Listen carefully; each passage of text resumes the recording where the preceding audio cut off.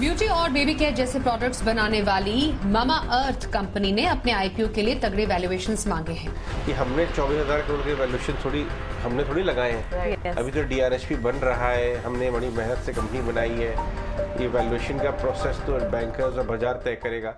दोस्तों, आज से एक साल पहले 14 जुलाई 2021 को जोमेटो ने अपने आप को इंडियन स्टॉक मार्केट में लिस्ट किया था at a valuation of $12 billion.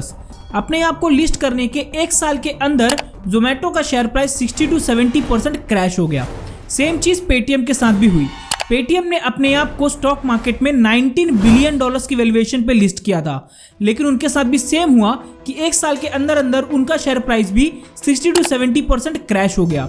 जब एक्सपर्ट से पूछा गया कि ये दोनों इतने अच्छे स्टार्टअप्स थे लेकिन इनके शेयर प्राइस क्रैश क्यों हो रहे हैं, तो उनका सिर्फ एक ही रीजन था, that is high valuation. Cut short, आज का टाइम है जब हमारे इंडियन स्टार्टअप इकोसिस्टम से एक और यूनिकॉर्न ने आईपीओ के लिए फाइल कर दिया है। जी हाँ, मैं बात कर रहा हूँ मामा अर्थ की।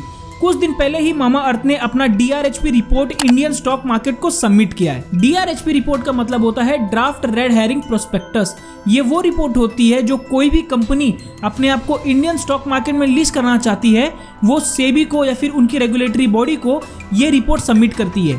ये रिपोर्ट लगभग 300 से 600 पेज की होती है, जिसके अंदर कंपनी की सारी डिटेल्स लिखी हुई होती है। लेकिन गौर करने वाली बात यह है कि जैसे ही मामा अर्थ ने अपना डीआरएचपी रिपोर्ट सबमिट किया, वैसे ही लोगों ने कहना चालू कर दिया कि history is going to repeat itself. लोगों का कहना था कि मामा अर्थ का हाल भी पेटीएम और जोमेटो की तरह होगा, क्योंकि वो ही सेम गलती दोहरा रही हैं जो कि पेटीएम और जोमेटो ने दोहराई थी, वो है हाई वैल्यूएशन।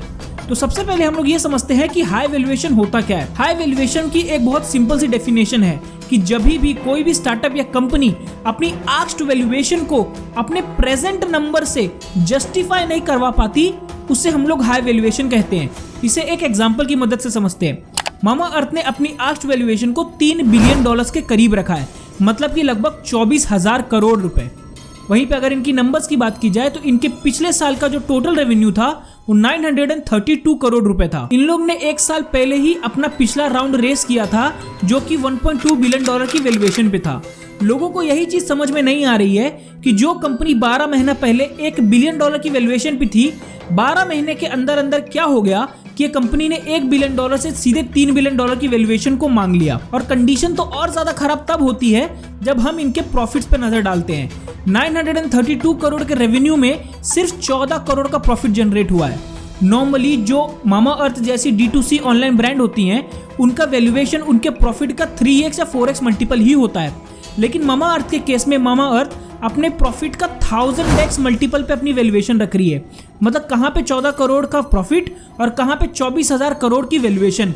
तो लोगों को जब ये दोनों चीजें कंपेयर कर रहे हैं तो उनको समझ में नहीं आ रही है, जिसके वजह से वो लोग कह रहे हैं कि इनके नंबर्स इनकी आस्क्ड वैल्यूएशन को जस्टिफाई नहीं कर रहे हैं, जिसकी वजह से मामा अर्थ भी एक बहुत हाई वैल्यूएशन मांग रही है। लेकिन ये सब के बीच में मेरे दिमाग में एक सवाल आया कि जब सारे लोगों को ये दिख रहा है कि मामा अर्थ बहुत ज्यादा वैल्यूएशन मांग रही है, तो इनके फाउंडर्स को भी दिख रहा होगा, इन्वेस्टर्स को भी दिख रहा होगा, तो ये लोग अपनी वैल्यूएशन को कम क्यों नहीं कर देते? क्योंकि इनको अच्छे से पता है कि अगर ये लोग हाई वैल्यूएशन पे जाएंगे तो इनका हाल भी पेटीएम और जोमेटो की तरह होगा, तो इनको अपनी वैल्यूएशन कम कर देनी चाहिए। तो मैंने रिसर्च करना चालू किया कि क्यों ये लोग अपनी वैल्यूएशन कम नहीं कर रहे, तो मुझे 2 रीजंस मिले। सबसे पहला रीजन आता है इन्वेस्टर्स और दूसरे रीजन आते हैं फाउंडर्स। तो सबसे पहले समझते हैं कि इन्वेस्टर की वजह से कंपनी की वैल्यूएशन इतनी ज्यादा क्यों है। मैक्सिमम नंबर्स ऑफ इन्वेस्टर्स जिन्होंने मामा अर्थ के अंदर इन्वेस्ट किया है, उन्होंने बहुत ही हाई वैल्यूएशन पे इन्वेस्ट किया है। अब आपको अच्छे से पता है कि कोई भी इन्वेस्टर का सिर्फ एक ही मोटो होता है कि वो अपने इन्वेस्टमेंट के ऊपर ज़्यादा से ज़्यादा रिटर्न चाहता है, और उसे अपने इन्वेस्टमेंट के ऊपर ज़्यादा से ज़्यादा रिटर्न कब मिलता है? जब उसकी इन्वेस्ट की हुई कंपनी की वैल्यूएशन अपने मैक्सिमम पोटेंशियल पे हो, मतलब कि जितना ज़्यादा हो सके वो उस कंपनी की वैल्यूएशन रख सके और वहाँ से अपने शेयर्स को बेचकर एक अच्छा खासा अमाउंट ऑफ पैसा बनाकर वहाँ से एग्जिट ले सके। और ये कब हो सकता है? जब उस कंपनी की वैल्यूएशन अपनी मैक्सिमम पे होगी। ये चीज़ें और अच्छे से क्लियर तब होती हैं जब आप इनका डीआरएचपी रिपोर्ट पढ़ते हो, जिसमें साफ साफ लिखा है कि मामा अर्थ इस आईपीओ से सिर्फ 400 करोड़ रुपए उठाने वाली है, प्लस इसके जो एग्जिस्टिंग इन्वेस्टर्स हैं वो लोग 46 मिलियन शेयर्स को इस आईपीओ में सेल करने वाले हैं। मतलब कि एक ह्यूज नंबर ऑफ शेयर्स इनके इन्वेस्टर्स के द्वारा इस आईपीओ में सेल किए जाएंगे। तो आपको समझ में आ गया होगा कि इन्वेस्टर की वजह से क्यों वैल्यूएशन हाई है। तो ये सारी कहानी के बीच में मेरे दिमाग में एक सवाल आया कि जो फाउंडर्स होते हैं वो तो इन्वेस्टर्स को रोक सकते हैं, उनके ऊपर प्रेशर बना सकते हैं कि उन्हें इतनी ज्यादा वैल्यूएशन नहीं रखनी अपनी कंपनी की, क्योंकि कंपनी को आगे प्रॉब्लम्स फेस हो सकते हैं। तो मैंने सर्च करना चालू किया कि जो फाउंडर्स है मामा अर्थ के, जो कि गजल अलग और वरुण अलग हैं, वो लोग इसके ऊपर क्या एक्शंस ले रहे हैं। तो मामा अर्थ के केस में मुझे एक स्पेशल इंफॉर्मेशन मिली कि इनके जो फाउंडर्स है वो इस पूरे कंपनी का maximum amount of stake hold करते हैं। मतलब लगभग कंपनी का 37% ये दोनों को फाउंडर्स मिलकर ओन करते हैं। मतलब कि जो भी डिसीजन ये बनाएंगे ये फाइनल डिसीजन होगा, कोई भी इनके डिसीजन पे उंगली नहीं उठा सकता। तो मेरे हिसाब से तो मुझे ऐसा लग रहा था कि वरुण अलग और गजल अलग इस कंपनी की वैल्यूएशन को डाउन कर देंगे। तो मैंने सर्च करना चालू किया कि ये दोनों क्या कर रहे हैं, इन लोग कंपनी की वैल्यूएशन कम कर भी रहे हैं कि नहीं कर रहे हैं। तब मुझे एक न्यूज मिली कि वरुण और गजल अलग खुद अपने शेयर्स को इस आईपीओ में बेच रहे हैं। तो ये सुनकर तो मेरा दिमाग चकरा गया कि आखिर एक फाउंडर अपने कंपनी के आईपीओ में अपने शेयर्स कैसे बेच सकता है। क्योंकि ये तो वही बात हो गई कि एक मुर्गी है जो कि रोज सोने का अंडा दे रही है, तो आप रोज सोने का अंडा खाओगे, ना कि उस मुर्गी को एक साथ काटोगे या फिर बेचोगे, क्योंकि उससे आपका नुकसान होने वाला है। आपको पता है वो अंडा देती है रोज सोने का। सेम चीज मामा अर्थ कंपनी है। जब आपको पता है वो कंपनी इतनी बड़ी बन सकती है, आपने खुद वो कंपनी को खड़ा किया है, तो आप उसके शेयर्स क्यों बेचोगे भाई? आप उसको मैक्सिमम टाइम तक होल्ड करके रखोगे ताकि जब वो कंपनी पूरी बड़ी हो जाए तब आप शेयर्स को बेचो। लेकिन वरुण अलग और गजल अलग ऐसे बिल्कुल भी मूड में नहीं है। वो लोग इसी आईपीओ में अपने लगभग 31 लाख शेयर्स बेचने वाले हैं। 30 लाख शेयर्स वरुण अलग बेचेंगे और लगभग 1 लाख शेयर्स गजल बेचेंगी अपने इस आईपीओ में। तो मेरे दिमाग में सवाल आ रहा था कि क्यों ये लोग ऐसा कर रहे हैं, मतलब कंपनी में पक्का कुछ ना कुछ गड़बड़ है। तो मैंने सोचा कि कंपनी के बारे में रिसर्च करते हैं। तो कंपनी के बारे में रिसर्च करने का सबसे बेसिक तरीका होता है कि इनकी सर्विस या प्रोडक्ट को इस्तेमाल करो। तो मैंने मामा अर्थ का प्रोडक्ट अपने घर पे मंगाया। जैसे मैंने मामा अर्थ का प्रोडक्ट अपने घर पे मंगाया, मैंने इस्तेमाल किया, अपने फ्रेंड्स को डिस्ट्रीब्यूट किया, तो उन लोगों का रिव्यू इतना गंदा आया, मुझे भी प्रोडक्ट बिल्कुल सूट नहीं किया, उल्टा साइड इफेक्ट कर गया। तो उन लोग का रिव्यू इतना गंदा था कि मैं शॉक हो गया कि भाई ये तो ऑर्गेनिक कंपनी है, इनकी स्टोरी टेलिंग जो है कि हम लोग बहुत ज़्यादा सेंसिटिव स्किन्स के लिए एक प्रोडक्ट बनाते हैं, ऐसा कुछ भी नहीं हुआ। प्रोडक्ट तो बहुत ही ज़्यादा पैथेटिक था, बहुत ही गंदा हम लोग को क्वालिटी एक्सपीरियंस मिला। तो मेरे दिमाग में सवाल आया कि जब प्रोडक्ट इतना गंदा है तो कंपनी का रेवेन्यू कैसे आ रहा है? और दूसरा सवाल आया कि प्रोडक्ट गंदा क्यों है? ये लोग तो इतना ज़्यादा ब्रांड एडवर्टाइजमेंट करते हैं, तो क्या प्रोडक्ट मेरे और मेरे दोस्तों को ही खराब लगा? रिव्यू पढ़ा तो भी सब लोग खराब लिख रहे हैं। तो मैंने पता करने की कोशिश की कि ये लोग अपने प्रोडक्ट में डालते क्या, किस तरीके से बनाते हैं। तब मुझे एक शॉकिंग न्यूज़ पता चली कि मामा अर्थ अपने एक भी प्रोडक्ट्स को इन हाउस मैन्युफैक्चर करता ही नहीं है, बल्कि सारे के सारे प्रोडक्ट्स वो लोग थर्ड पार्टी आउटसोर्स करते हैं। मतलब थर्ड पार्टी मैन्युफैक्चरर को बोलते हैं बनाने के लिए एक नॉन एक्सक्लूसिव एग्रीमेंट में। ना तो इनके पास कोई स्पेशल फॉर्मुलेशन है, ना तो कोई इनके पास इनके प्रोडक्ट का पेटेंट है, ना ही इन लोगों ने पेटेंट के लिए अप्लाई किया है। ये सारी चीज़ों से एक चीज़ क्लियर हो जाती है कि मामा अर्थ थोड़ा भी ध्यान नहीं देती अपनी प्रोडक्ट के ऊपर। ये लोग को ऐसा है कि प्रोडक्ट बन जाए तो बन जाए, जैसा भी बनेगा हम बेच देंगे। तो ये चीज़ मेरे को अब क्लियर हो गई कि मेरे को और मेरे दोस्तों को प्रोडक्ट क्यों गंदा लग रहा था, क्यों इतने गंदे रिव्यूज़ थे। वो तो समझ में आ गया कि प्रोडक्ट तो ये लोग घर पे बनाते ही नहीं है, तो कहाँ से ये लोग क्वालिटी कंट्रोल करेंगे। लेकिन अभी भी एक सवाल का जवाब नहीं मिल रहा था कि इनका रेवेन्यू इतना ज़्यादा क्यों है। जब प्रोडक्ट गंदा है तो सिंपल सी बात है, रेवेन्यू नहीं बनना चाहिए। तो 932 करोड़ रुपए का रेवेन्यू आया कहाँ से? तब मेरी नजर गई इनके मार्केटिंग बजट पे। इन लोग का total marketing budget 40% total revenue में से था। मतलब लगभग 40% खर्चा ये लोग सिर्फ अपने मार्केटिंग में करते हैं।